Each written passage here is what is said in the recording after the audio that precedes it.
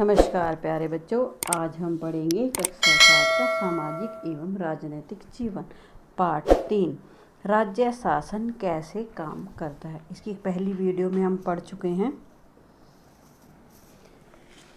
इससे पहली वीडियो में हमने पढ़ा था कि जैसे जो विधायक होते हैं, मंत्री या मुख्यमंत्री कैसे बन जाते हैं। फिर वो बहुमत और विरोधी पक्ष के बारे में पढ़ा था हमने कि विरोधी पक्ष किसका होता है, सत्ता पक्ष किसका होता है। अब इसी बात को आप समझने के लिए देखिए, ये हिमाचल प्रदेश के विधानसभा चुनाव के 2003 के परिणाम है।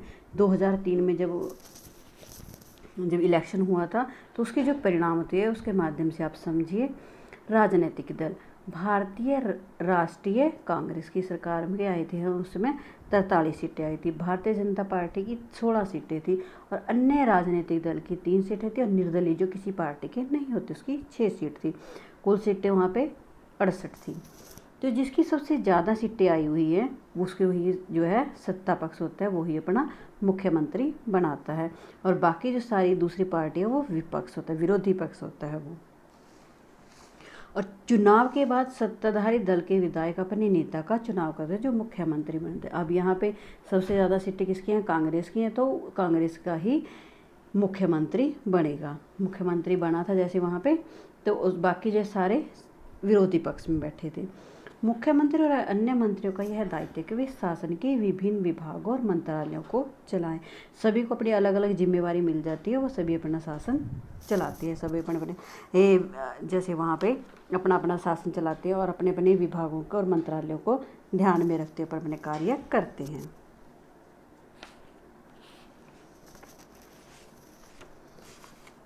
विधानसभा में एक बहस। आफरीन सुजाद और अन्य विद्यालय के कई विद्यार्थियों ने विधानसभा देखने के लिए राजधानी की यात्रा की। अब जैसे बच्चों को कोई बात समझानी हो तो जैसे वहाँ पे अगर उन बच्चों को सामने दिखा दिया जाए तो वो बच्चों को ज़्यादा अच्छी तरह समझ में आता है।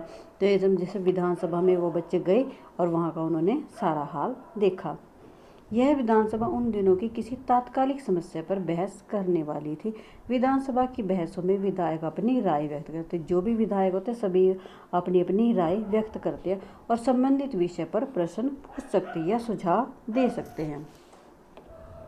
मुख्यमंत्री और अन्य मंत्रियों को निर्णय लेने होते कि सरकार चलाने होते हैं। हम प्राय उन निर्णयों के बारे में सुनते हैं, समाचार पत्रों में उन्हें देखते और पढ़ते हैं। हालांकि जो निर्णय लिए जाते हैं वे विधानसभा के सदस्यों द्वारा अनुमोदित किया जाना होता है। लोकतंत्र में विधानसभा सदस्य मंत्रियों और मुख्यमंत्रियों से प्रश्न पूछ सकते हैं, किसी महत्वपूर्ण विषय पर बहस कर सकते हैं, निर्णय ले सकते हैं। इस तरह के मुख्य अधिकार उन्हीं का होता है।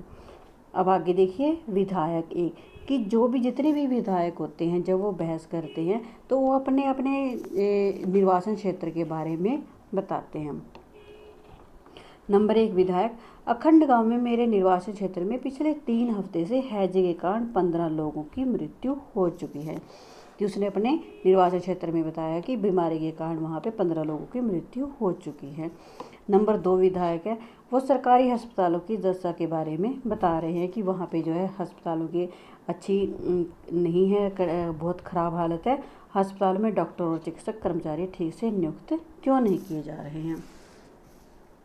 नंबर 3, मेरे निर्वाचन क्षेत्र तोलपट्टी में भी पानी की कमी की गंभीर समस्या। और तीसरे जो विधायक है उसने पानी की कमी के बारे में बताया है।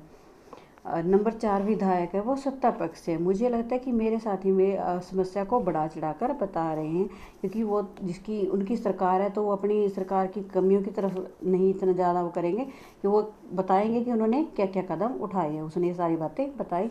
नंबर 5, हमारे अस्पताल में सुविधाओं की हालत बहुत खस्ता है और कई ऐसे अस्पतालों में डॉक्टर ही नहीं है। ये भी विपक्ष से है। नंबर 6, विरोधी पक्ष के सदस्य बिना वजह ही सरकार पर दोषारोपण कर रहे हैं। अब ये किसका है, विधायक नंबर 6 है, सत्ता पक्ष से है कि वो अपनी सरकार के बारे में सफाई देते हुए बता रहा है कि हम जो है जितना कार्य कर रहे हैं वो और आगे भरसक प्रयास चल रहा है हमारा। उक्त भाग में आपने विधानसभा में चल रही एक बहस के बारे में पढ़ा। सदस्य सरकार द्वारा की गई या न की गई कार्रवाई पर बहस कर रहे थे। ऐसा इसलिए क्योंकि विधायक सामूहिक रूप से सरकार के काम के लिए उत्तरदायी होते हैं। सामान्य भाषण में सरकार शब्द से तात्पर्य शासन के विभिन्न विभागों और मंत्रियों से होता है जो उनके प्रभारी होते हैं। इन सब का सामूहिक प्रमुख मुख्यमंत्री होता है। सही मायने में तो यह सरकार के कार्यकारी हिस्सा यानी कि कार्यपालिका कहलाता है। अब आगे शासन की कार्यप्रणाली। केवल विधानसभा में ही सरकार के काम के बारे में टीका टिप्पणी और सरकार की कार्रवाई करने की मांग नहीं की जाती है। आप नियमित रूप से जैसे अखबार पढ़ते हैं, हम टीवी में देखते हैं और चलो अन्य संगठनों के सरकार के बारे में बातें करते देखते हैं। लोकतंत्र में अनेक माध्यमों द्वारा लोग अपने विचार व्यक्त करते हैं और कार्रवाई करते हैं। इसी तरह का एक तरीका यहाँ देखें। विधानसभा में चर्चा होने के थोड़े ही समय बाद स्वास्थ्य मंत्री की प्रेस वार्ता की गई है। इसमें विभिन्न समाचार पत्रों के प्रतिनिधि काफ़ी संख्या में आए। अपने मंत्रियों और कुछ शासकीय अधिकारी भी उपस्थित थे, वहाँ पे पहुँचे हो। मंत्री ने सरकार द्वारा उठाए गए कदमों के बारे में बताया कि ये सरकार जो है क्या क्या कार्य कर रही है। इस प्रेस वार्ता में अखबारों में संवाददाता ने अनेक प्रश्न पूछे और उन चर्चाओं की रिपोर्ट विभिन्न समाचार पत्रों में प्रकाशित की गई। धन्यवाद।